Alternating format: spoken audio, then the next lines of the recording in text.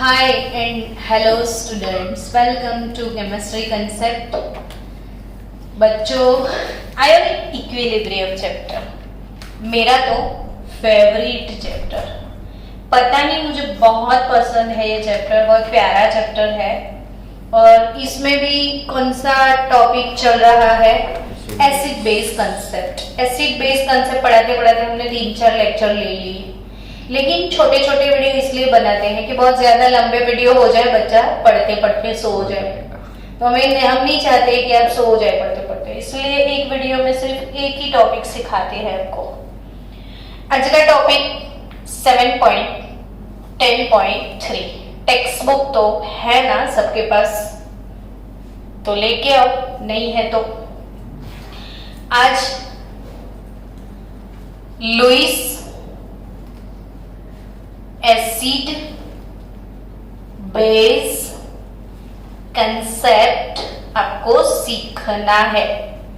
हमारा acid base concept का जो प्यारा सा सफर था वो शुरू कौन से कंसेप्ट से हुआ था? हेतु बताओ ना। सबसे पहले कौन?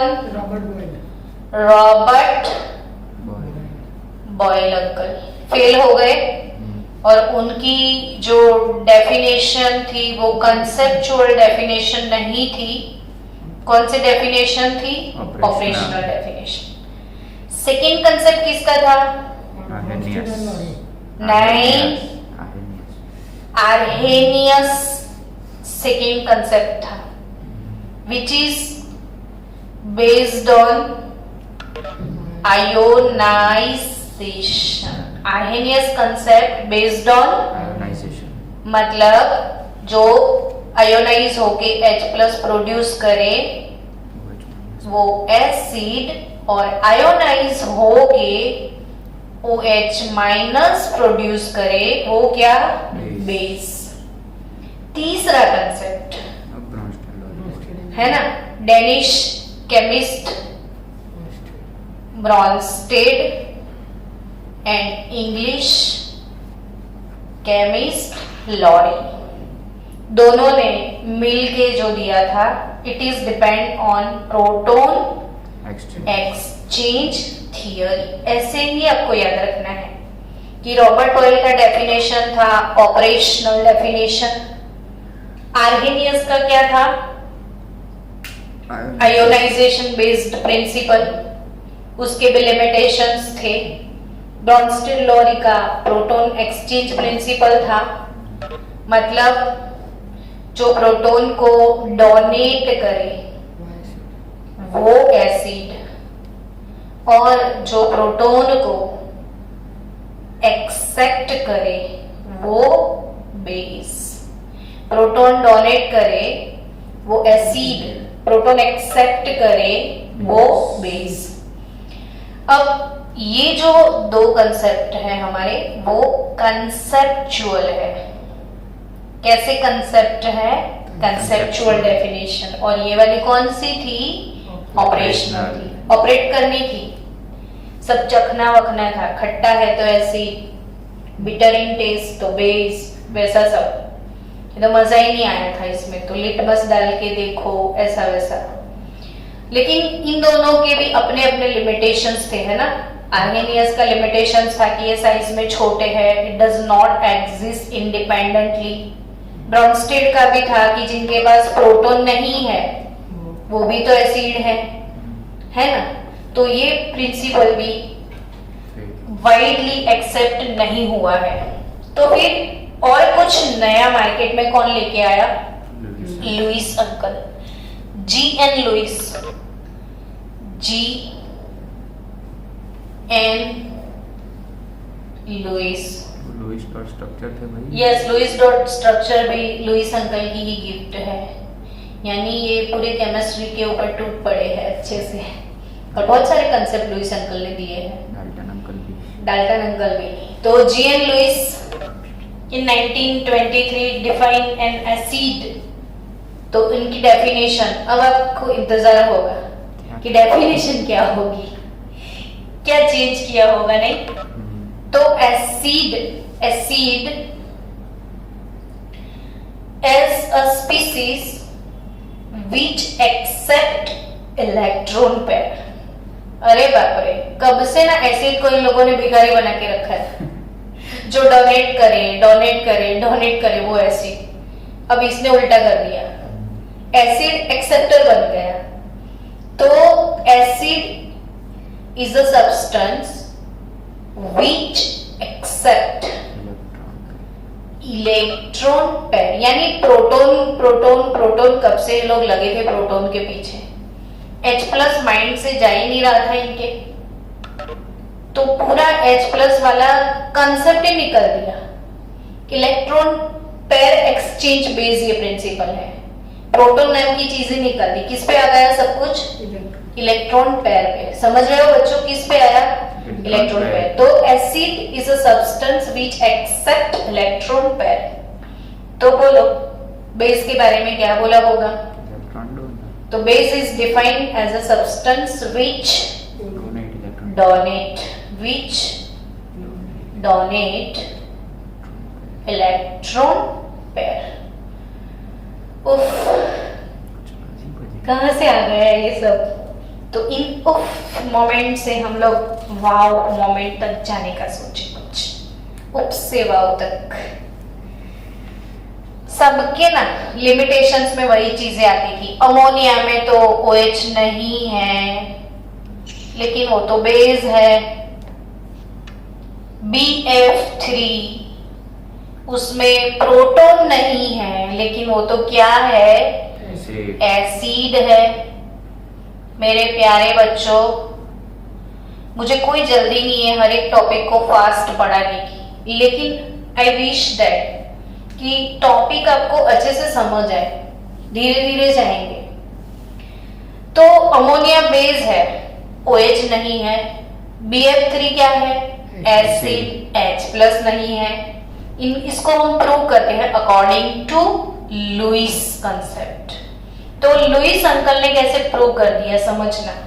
अब मुझे हर एक टॉपिक में केमिस्ट्री में एक कंसेप्ट के साथ और कई सारे कंसेप्ट को साथ में लेके जाना है, तो धीरे धीरे समझने का ट्राई करना। अब पीरियोडिक टेबल में बोरोन जो है, ये बी को जानते हो ना? बी क्या है? बोरोन। 12th में आ चुके बच्चे भी कई कई तो ऐसे होंगे जो 11th में बुक नहीं खोलते थे, तो अभी भी तकलीफ होगा बी को बोरोन बोलने में, है ना? तो बी क्या है? बोरोन। कौन से ग्रुप का मेंबर है? 13 ग्रुप का। पीरियोडिक टेबल में ग्रुप कितने हैं? 18 है, 1 से लेके 18 तक। इसमें बोरोन जो है कौन से ग्रुप में आता है जानते हो? 13 नंबर के ग्रुप में। अब बच्चों जो 13 ग्रुप का एलिमेंट होता है ना, उसके लास्ट ऑर्बिट में कितने इलेक्ट्रॉन होते हैं? 3। 14 ग्रुप के मेंबर की लास्ट ऑर्बिट में 4। तो बोरोन की लास्ट ऑर्बिट को वैलेंस ऑर्बिट बोलते हैं ना, लास्ट ऑर्बिट को क्या बोलते हैं? वैलेंस। तो बोरोन की वैलेंस ऑर्बिट में कितने इलेक्ट्रॉन थे? 3। धीरे धीरे समझो, नहीं समझ में आता है तो वीडियो रिपीट करना। कितना आराम से मैं समझा रही हूँ। BF3 में सेंट्रल एटम, बीच में बोरोन है। बोरोन कौन से ग्रुप का मेंबर है? 13 ग्रुप का। 13 ग्रुप के मेंबर की लास्ट ऑर्बिट में 3 इलेक्ट्रॉन होंगे।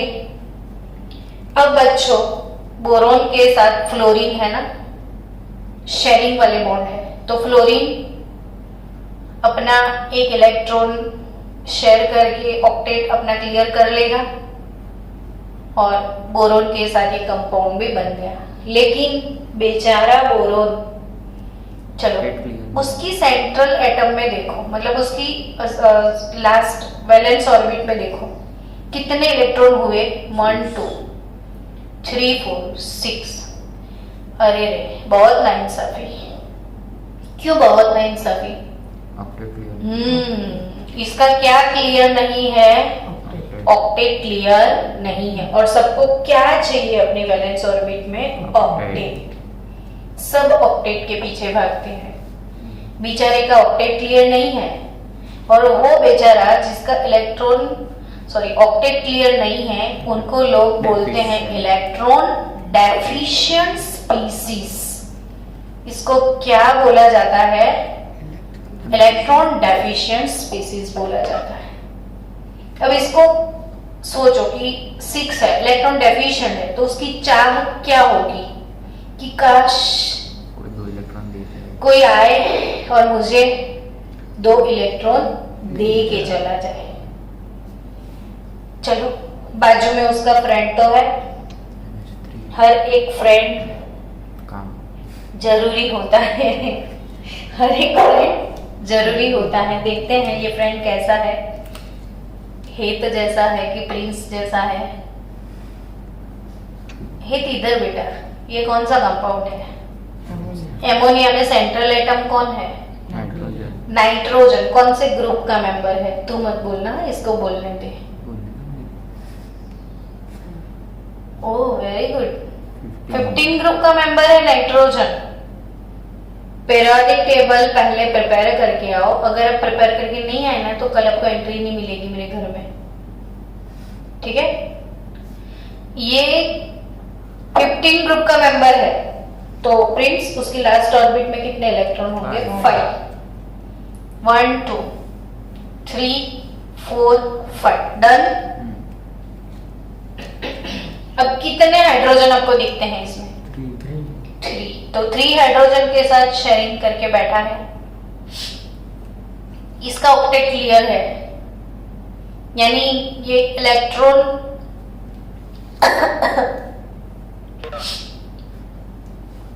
रीच स्पीसीज में कंसीडर किया जाता है। इलेक्ट्रॉन रीच, क्यों इलेक्ट्रॉन रीच?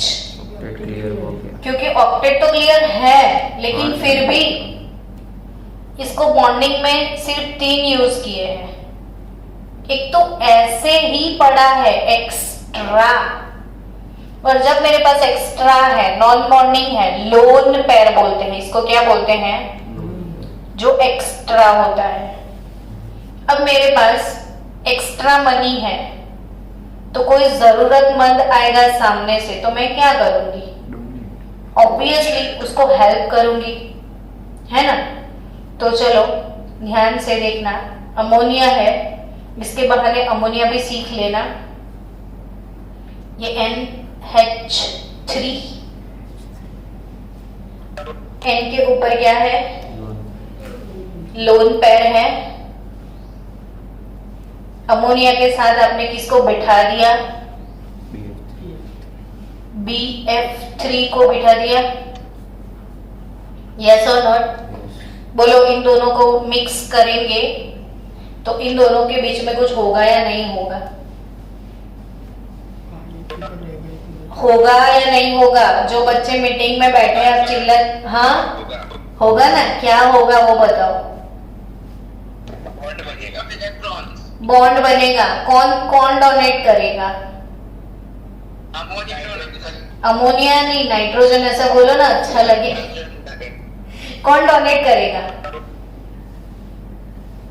नाइट्रोजन। किसको? क्यों? क्योंकि उसके पास फ्री इलेक्ट्रॉन्स है। हाँ, ये डेफिशिएंट है, इसको प्यास लगी है, इसके पास पानी का बोतल है, इसको बहुत प्यासा सावन, और ये खुद ही सावन, तो सावन बरसने लगा ना इसकी प्यास बुझाने। तो नाइट्रोजन ने अपने 2 इलेक्ट्रॉन बोरोन को दे दिए। अब जानते हो ऐसे शेयरिंग वाले बॉन्ड को क्या बोलते हैं बच्चों? Coordinate covalent bond. Covalent bond, जिसको डेटिव बॉन्ड भी बोलते हैं। कौन सा बॉन्ड है ये? डेटिव बॉन्ड, जिसमें अगर 2 एलिमेंट के बीच में शेयरिंग होता है तो सिर्फ एक ही एटम 2-2 इलेक्ट्रॉन गिफ्ट करता है। जनरली शेयरिंग कैसा होता है? एक तुम्हारा, एक हमारा। ये शेयरिंग हाफ हाफ है। इसमें कैसा शेयरिंग है? दोनों ही हमारे, आप ले जाओ फ्री में। तो कोऑर्डिनेट कोवैलेंट बॉन्ड भी बना। अब आप समझना लुईस के कंसेप्ट को। तो according to Lewis, what is acid? Electron acceptor. जो इलेक्ट्रॉन पेयर एक्सेप्ट करे। तो इलेक्ट्रॉन पेयर एक्सेप्ट BF3 ने किया, तो BF3 is known as Lewis acid. Lewis acid.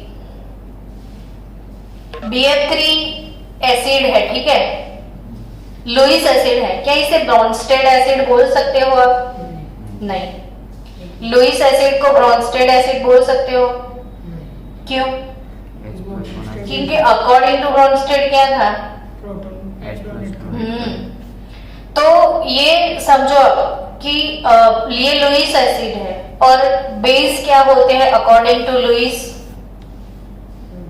जो इलेक्ट्रॉन पेयर डोनेट करे वो बेस।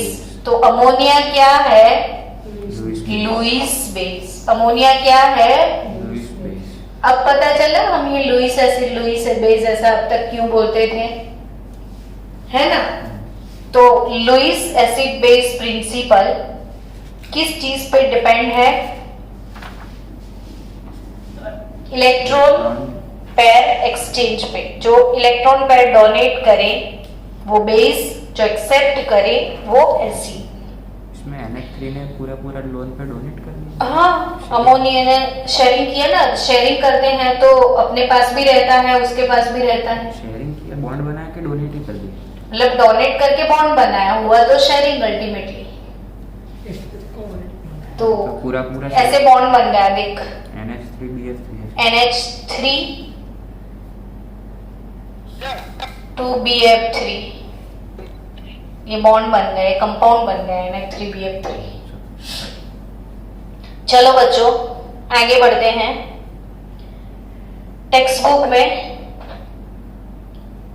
इलेक्ट्रॉन डेफिशिएंट स्पीसीज की मैं बात करूं, AlCl3 कोबाल्ट +3 NO2+1 SO3H+,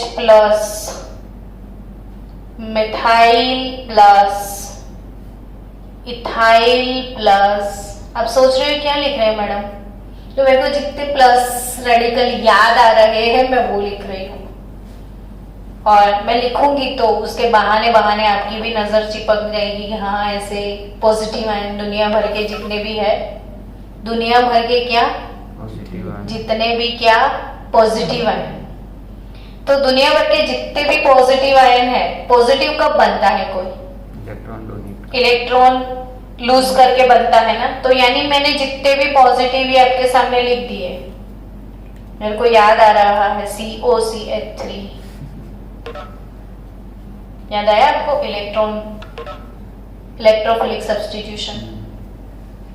तो ये जितने भी पॉजिटिव रेडिकल हैं वो सारे पॉजिटिव लोगों को बोला जाता है इलेक्ट्रॉन डेफिशिएंट। जो इलेक्ट्रॉन तो उन्होंने लूज कर दिया, तो इलेक्ट्रॉन की इनको क्या है? डेफिशिएंसी। तो अगर कोई आपको आके पूछे कि कोबाल्ट +3 क्या है, लुईस एसिड है या लुईस बेस, तो आप क्या बोलोगे? Lewis acid. Lewis acid. आया समझ में? तो जितने भी पॉजिटिव रेडिकल क्या होते हैं? इलेक्ट्रॉन डेफिशिएंट, यानी कि वो सारे क्या है? Lewis acid. अब मैं आपको बोलूं OH-, Cn-, Cl-, NH2-, तो आपको सबके पास नेगेटिव चार्ज दिख रहा है। वाटर देखो, H2O जिसमें ऑक्सीजन के ऊपर ऐसे लोन पेयर होते हैं। तो ये जितने भी स्पीसीज आपको दिख रहे हैं, जैसे अमोनिया अभी लिखा था NH3 जिसके पास चोटली है, तो ये सारे स्पीसीज देख के आपको क्या फीलिंग आती है? कि भाई इनके पास तो इलेक्ट्रॉन है, तो वो दूसरों को इलेक्ट्रॉन रीच बोल सकते हो आप इसको। तो ये लोग दूसरों को क्या करेंगे? इलेक्ट्रॉन डोनेट करेंगे। तो इन लोगों को क्या बोला जाता है? Lewis base. बोलो, आपने कभी सोचा ही नहीं होगा कि OH- को आप बेस बोलो, बट ये है। कैसे? आप KOH को बेस बोलते हो, NaOH को बेस बोलते हो। अब Cl- को थोड़ी कभी बेस है ऐसा बोलोगे, लेकिन ये है क्या? बेस है। यानी ये खट्टापन वाला बीटर टेस्ट वाला फंडा ही पूरा निकल गया। अब इसमें तो टेस्ट थोड़ी होगा, है ना? समझे कि नहीं आप? तो ये सारे कि जिनके पास इलेक्ट्रॉन रिच सब्सटेंस है, जो दूसरों को इलेक्ट्रॉन गिफ्ट करेंगे, उनको क्या बोलना है? लुईस बेस बोलना है। बच्चों टेक्स्ट बुक में प्रॉब्लम 7.15 दिया हुआ है, चलो सॉल्व किया जाए। कि OH माइनस है, F माइनस है, H प्लस है और BCl3 है, और आपको डिसाइड करना है कौन एसिड कौन बेस। तेरा एसिड मेरा बेस। चलो कंपटीशन स्टार्ट्स नाउ। हेलो बच्चों, आंसर दो। कौन बेस दिख रहा है आपको? OH minus and F minus. OH minus और F माइनस ये दोनों कहाँ है? बेस बार। लुईस बेस है ना? और H प्लस को क्या बोलोगे? एसिड। Lewis acid. और ये BCl3 के बारे में क्या सोचे हो? एसिड। एसिड पक्का? BF3 जैसा है। ये BF3 जैसा ही है ना? ये बोरोन है, बोरोन। Electron deficient. कौन से ग्रुप का मेंबर है बताओगे? बोरोन 13 ग्रुप का। टेबल भी आता है। कितने लोगों ने मेरे पीरियोडिक टेबल वाले 6 वीडियो देख लिए?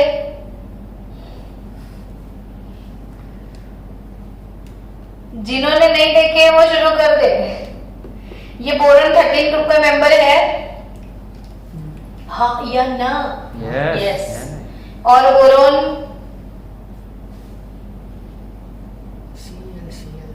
और फ्लोरीन नहीं, क्लोरीन के साथ शेयरिंग करेंगे ऐसे, तो इलेक्ट्रॉन डेफिशिएंट है, तो ऑब्वियसली ये भी क्या है? Lewis acid. ऐसा ही सेम देखो AlCl3, एल्यूमिनियम 13 ग्रुप देखो, बाल गए इंडियन तेल से वापिस नहीं आएंगे, ये 13 ग्रुप। मैंने भेज दिया है पीरियोडिक टेबल कैसे प्रिपेयर करना है। बच्चों प्लीज उसको इलेक्ट्रॉनिक कॉन्फ़िगरेशन को प्रिपेयर करो, फिर बाद में मैं ये पीरियोडिक टेबल का वीडियो भेजू आपको।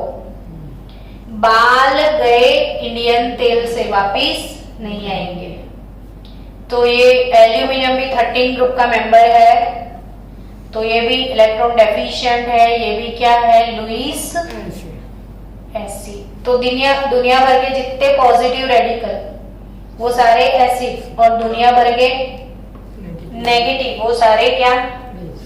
बेस। लेकिन कोई आपको बोल दे कि HCO3 माइनस क्या है, तो क्या आंसर दोगे आप? HCO3 माइनस क्या है? बेस। तो according to Lowry Bronsted principle, आप देखो लॉरी ब्रॉन्स्टेड, वो एसिड और वो बेस। तो वो प्रोटॉन अगर रिलीज करेगा तो CO3 माइनस 2 बनेगा, और अगर ये प्रोटॉन गेन करेगा तो क्या बनेगा? तो अकॉर्डिंग टू ब्रॉन्स्टेड अंकल ये प्रोटॉन लूज भी कर सकता है, प्रोटॉन गेन। अभी यहाँ पे प्रोटॉन लूज किया तो वो एसिड बन गया, प्रोटॉन गेन किया तो वो, यानी इसमें कौन सी कैरेक्टरिस्टिक है? एसिडिक भी, बेसिक भी। तो उनको क्या बोलते हैं हम? Amphoteric nature. तो किसको एम्फोटेरिक बोलते हैं? जो एसिडिक भी है, बेसिक भी है। यानी ऐसे भी लोग होते हैं जो थोड़े थोड़े एसिडिक भी हो, थोड़े थोड़े बेसिक भी हो। चलो बच्चों, अब टेक्स्ट बुक का नेक्स्ट टॉपिक शुरू करना है 7.11। 7.11 वो टॉपिक है आयोनाइजेशन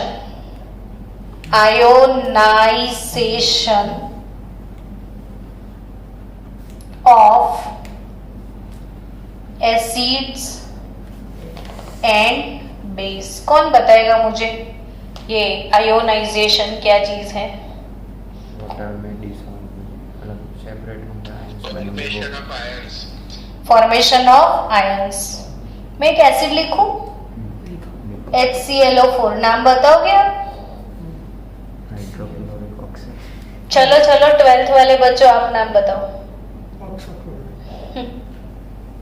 हाइड्रोक्सोक्लोराइड ऐसा हाइड्रोक्सीक्लोराइड। ओ बाप रे। देखो सब लोग ना अपनी नोटबुक में लिखो, अभी प्रिपेयर करना है आपको, सबको ये आना चाहिए। कल हर एक बच्चा, वो 12th वाला हो चाहे 11th वाला हो, मुझे ये सारे स्पीसीज, एक एक स्पीसीज को 10 टाइम लिख के आपको भेजना है। कितने टाइम? 10 टाइम।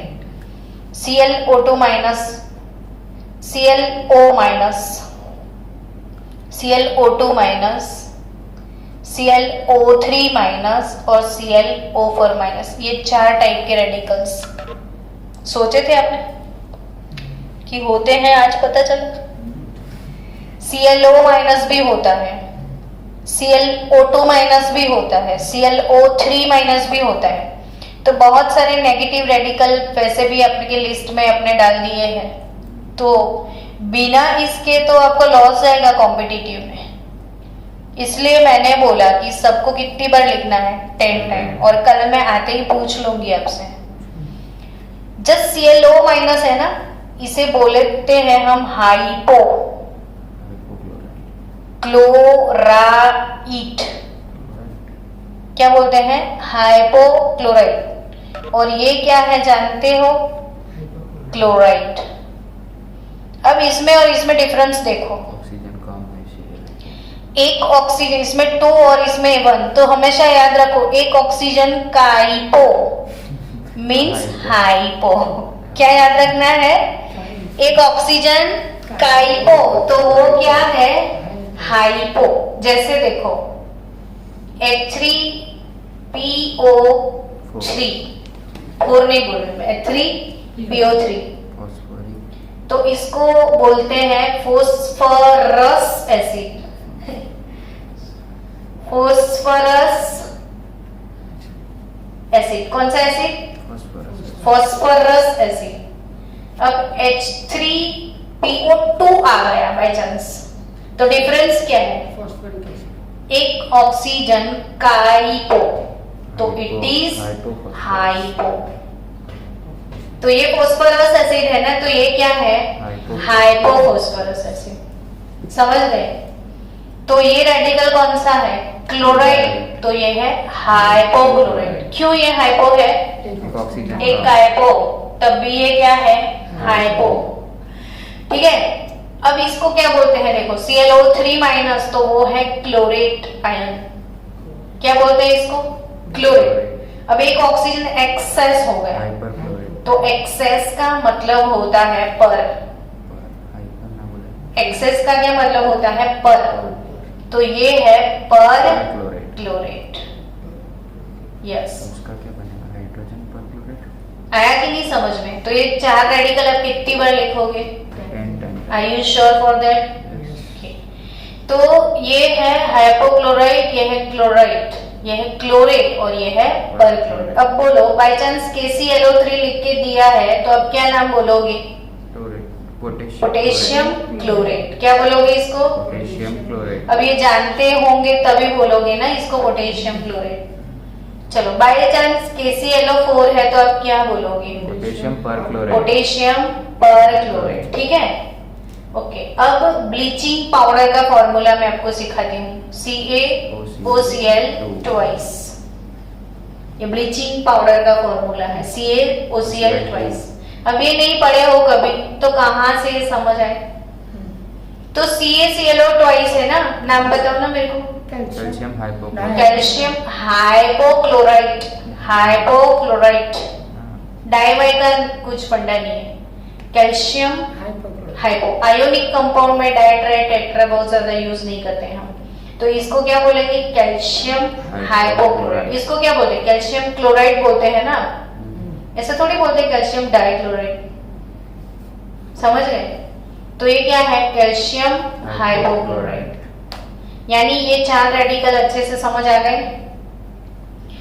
क्यों ना? क्योंकि मैंने ये टाइम इसलिए लिया आप सबका, जितना केमिकल स्पीसीज को आप जानने लगोगे उतना ही अच्छा पढ़ने लगोगे। अभी स्ट्रॉन्ग एसिड कौन कौन से हैं मैं बोलूं आपको। स्ट्रॉन्ग एसिड के बारे में अगर मैं बोलूं तो मुझे पता है कि 3-4 नाम तो आप ऐसे ही बोल जाओगे कि हाँ हाँ ये लोग स्ट्रॉन्ग है। हमारा फेवरेट कौन कौन? तो आपका फेवरेट HCl आप स्ट्रॉन्ग में ही बोलोगे। H2SO4 फिर H2SO4 बोल दोगे। फिर क्या बोल दोगे? HNO3 बोल दोगे। फिर H3PO4 भी स्ट्रॉन्ग एसिड है, वैसे ही HClO4 भी स्ट्रॉन्ग एसिड है। और सबका नाम एक बार रिपीट कर दे। ये है हाइड्रोक्लोरिक एसिड। ये कौन सा है? Sulphuric acid, sulphuric acid. ये क्या है? Nitric acid, phosphoric acid. और ये क्या है? Perchloric acid. डन। तो HClO4 कौन सा एसिड है? Perchloric acid. 11th वाले नए बच्चों, नई दुनिया में आप आ रहे हो तो आपको सब नाम प्रिपेयर करने चाहिए। नहीं करोगे तो केमिस्ट्री ब्लैंक होता जाएगा। फिर आप बोलोगे बोरिंग लगता है। वो इसलिए लगता है आप प्रिपेयर नहीं करते हो। तो हाइड्रोक्लोरिक एसिड, ये सारे कैसे एसिड हैं? Strong acid. अब बताओ जो बच्चे मीटिंग में है, स्ट्रॉन्ग एसिड किसको बोलते हैं? अकॉर्डिंग टू आर्हेनियस कंसेप्ट किसको स्ट्रॉन्ग एसिड बोलते हैं? बोलो। वाटर में आयोनाइज हो जाए, बोलो। जो इजीली आयोनाइज हो जाए, जो इजीली आयोनाइज हो जाए। सब में डाल दो। HCl में 1 मोल वाटर डालना पड़ेगा, इसमें 2 मोल वाटर डालना पड़ेगा, इसमें 3 मोल वाटर डालना पड़ेगा, इसमें 4 मोल मत बोलना, 1 मोल ही जाएगा। एच को देखने देखो आप वो वाला फंडा रिपीट करें। चलो, ये मोनोप्रोटिक एसिड, मोनो बेसिक, ये डाइप्रोटिक एसिड, ये ट्राइप्रोटिक, ट्राइप्रोटिक एसिड, ये मोनोप्रोटिक, मोनोप्रोटिक एसिड। चलो अब इसका आयोनाइजेशन इक्वेशन कैसे लिखना है वो भी पता होना चाहिए। H3O+, 2H3O+, 3H3O+, H3O+,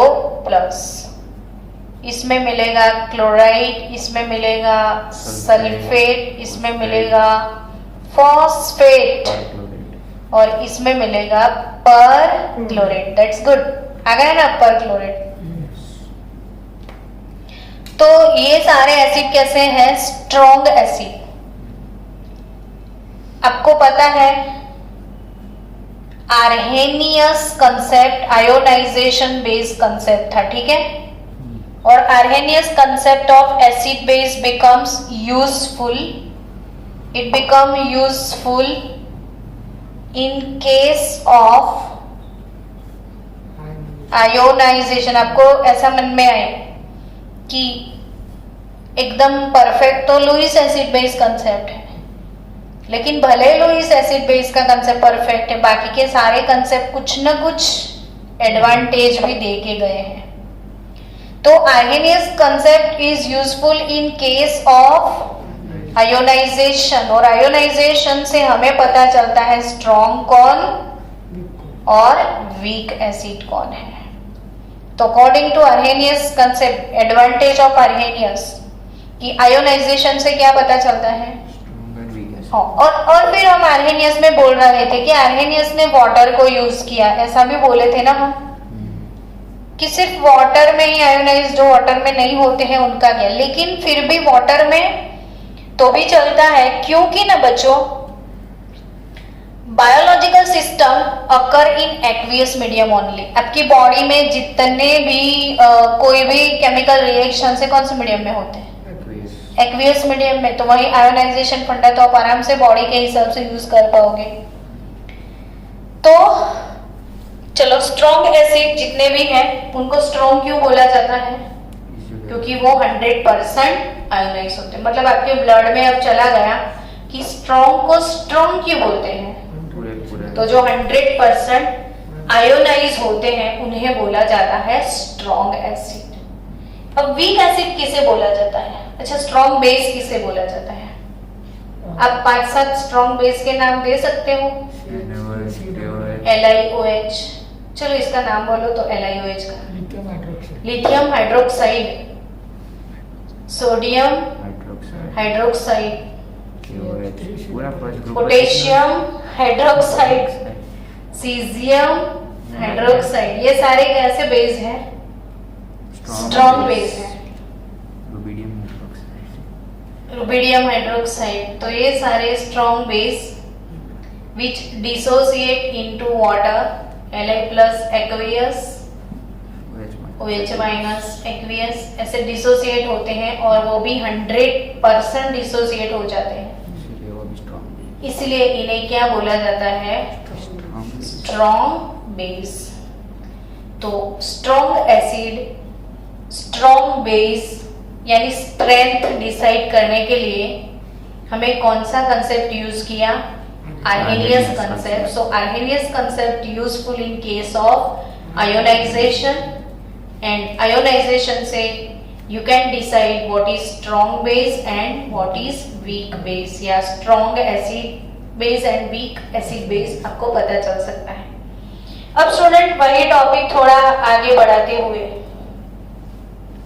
ये जितने भी एसिड हैं वो वाटर में आयोनाइज हुए। हेलो, क्या वाटर में आयोनाइज हुए? मतलब इस साइड वाले स्पीसीज को हम क्या बोलते हैं? रिएक्टेंट बोलते हैं, और इस साइड वाले स्पीसीज को क्या बोलते हैं? प्रोडक्ट। ये सबको पता है। अब रिएक्टेंट टू प्रोडक्ट, ये रिएक्शन कौन सा? फॉरवर्ड रिएक्शन बोलते हैं। ये रिएक्शन कौन सा बोलते हैं? फॉरवर्ड। और अगर इन दोनों के बीच में भी, अब Cl माइनस इसके प्रोटॉन को एक्सेप्ट करके HCl बनेगा, ब्रॉन्स्टेड कंसेप्ट। रिवर्स में जाओ तो कौन सा कंसेप्ट आ जाए? ब्रॉन्स्टेड वाला कंसेप्ट, कि Cl माइनस प्रोटॉन को एक्सेप्ट करके क्या बनाएगा?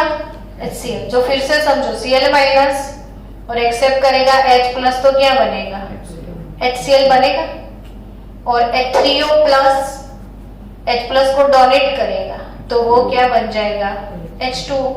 यानी इन दोनों के बीच में भी प्रोटॉन एक्सेप्ट करना और प्रोटॉन डोनेट करने वाला प्रोसेस होगा, तो रिवर्स प्रोसेस भी इसमें होगा।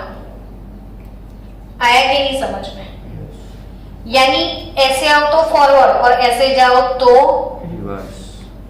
रिवर्स प्रोसेस होने वाला है।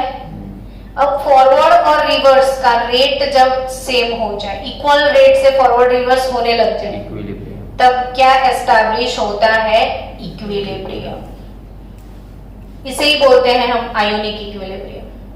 समझ रहे हो कि इसमें HCl आयोनाइज हुआ क्लोराइड और H3O प्लस में, अब इन दोनों में वो ब्रॉन्स्टेड-लॉरी कंसेप्ट आएगा।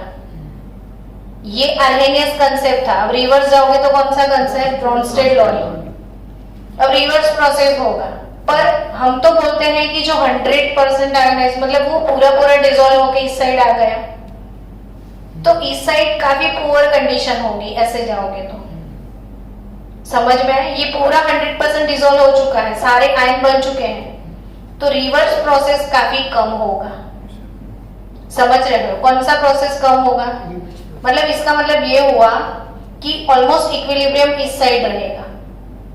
Cl माइनस ठीक है, प्रोटॉन एक्सेप्ट करेगा, लेकिन इतना ज्यादा एक्सेप्टेंस नहीं है उसका। यानी आपको क्या समझना है कि ये साइड वाला एसिड, ये एसिड है, तो इसका ये क्या है? कॉन्जुगेट बेस है। तो एसिड कैसा है? अपना स्ट्रॉन्ग, तो उसका कॉन्जुगेट बेस हमेशा कैसा होगा? वीक। रिवर्स कुछ भी नहीं जा रहा है। समझ रहे हो आप? प्रिंस समझ में आया? नहीं आया तो पूछ वापस। देख, HCl 100% आयोनाइज, मतलब उसने फटाफट से प्रोटॉन डोनेट कर लिया और वो ये इस साइड आ गया, आयंस बना लिए। अब रिवर्स साइड कुछ भी नहीं जा रहा है, यानी Cl माइनस जो कि वीक बेस है, ये एसिड है, एसिड का ये क्या है? Conjugate base. वो प्रोटॉन एक्सेप्ट करके पीछे जा ही नहीं रहा है, तो इसकी प्रोटॉन एक्सेप्ट करने की टेंडेंसी ठीक है, उतनी अच्छी नहीं है, तो यानी कि वो वीक है। तो हमेशा एक चीज याद रखनी है आपको 100% पक्के से, कि एसिड क्या है? स्ट्रॉन्ग। एसिड क्या है, स्ट्रॉन्ग, तो उसका कॉन्जुगेट बेस वीक हो जाता है। आया कि नहीं समझ में? एसिड कैसे है, स्ट्रॉन्ग, तो स्ट्रॉन्ग एसिड के नाम बताओ फिर से एक बार। माइनस, फिर H2SO4, फिर HNO3, फिर HClO4, फिर H3PO4, ये सारे स्ट्रॉन्ग एसिड हैं। अब उनके कॉन्जुगेट बेस कौन से हैं? Cl minus, SO4 minus 2, NO3 minus 1, ClO4 minus, PO4 minus 3, ये सारे बेस है, ठीक है। वैसे भी नेगेटिव है लुईस बेस, बट ये बेस कैसे है, तो वीक बेस है क्योंकि वो स्ट्रॉन्ग एसिड से बनते हैं। तो कौन सा फंडा आपको याद रखना है कि अगर एसिड कैसा है, स्ट्रॉन्ग, तो उसका कॉन्जुगेट बेस वीक होगा। चलो वीक एसिड के एग्जांपल दो मुझे। CH3COOH प्लस H2O मिलेगा क्या, CH3COO माइनस प्लस H2O। अब हम क्या बोलते हैं कि ये आयोनाइज ही नहीं होता है, जस्ट 2% आयोनाइज हुआ, तो इधर 2% है और इधर कितना पार्ट है, 98%, एसिड अनडिसोसिएट है। तो इधर जस्ट थोड़ा सा ही आयन बनता है, तो इसका मतलब कि ये पूरा रिएक्शन इसी डायरेक्शन में है ना, रिवर्स में। देख, जो ये पूरा अनडिसोसिएट है, तो ये जो फॉरवर्ड प्रोसेस है वो तो हो ही नहीं रहा है, थोड़ा सा ही हुआ है, तो इसका मतलब क्या है कि रिवर्स ज्यादा हुआ है। इन दोनों को एक दूसरे के साथ अटैच होने की टेंडेंसी बहुत ज्यादा है, तब भी ये एसिड ऐसे ही पड़ा रहता है। मतलब इसको H+ गेन करने की टेंडेंसी ज्यादा है, तभी ये वही रहता है, एसिड ही रहता है। HCl को क्या था, H+ डोनेट करने की टेंडेंसी थी, तो वो Cl- में कन्वर्ट हो चुका था, समझे कि नहीं? इसको तो CH3COOH ही बने रहना है, इसको ये बनना ही नहीं है। तो ये तो वीक एसिड था, तो इसका कॉन्जुगेट बेस स्ट्रॉन्ग है, इसको प्रोटॉन गेन करने की टेंडेंसी बहुत ज्यादा है, तभी यही रहेगा, समझे कि नहीं? तो जो वीक एसिड है उसका कॉन्जुगेट बेस, तो CH3COO- हमेशा याद रखना वो स्ट्रॉन्ग बेस है, वो सोचा ही नहीं होगा कभी आपने। एसीटेट आयन कैसा है, strong basic nature, strong basic. Acetate कैसा है, स्ट्रॉन्ग बेस, बिना भूले याद रखना है। एसीटेट कैसा है, स्ट्रॉन्ग बेस। एसीटेट कैसा है, पक्का। वीक एसिड के लिए शायद मैंने सिंपली Ha लिख दिया प्लस H2O लिख दिया, H3O प्लस बनेगा और A-। तो ये अगर वीक एसिड है तो A- जो है उसकी प्रोटॉन गेन करने की टेंडेंसी बहुत ज्यादा है, तब भी H ही रहता है वो, तो रिवर्स में प्रोसेस ज्यादा होगा, यानी A- कॉन्जुगेट बेस कैसा होगा, स्ट्रॉन्ग होगा।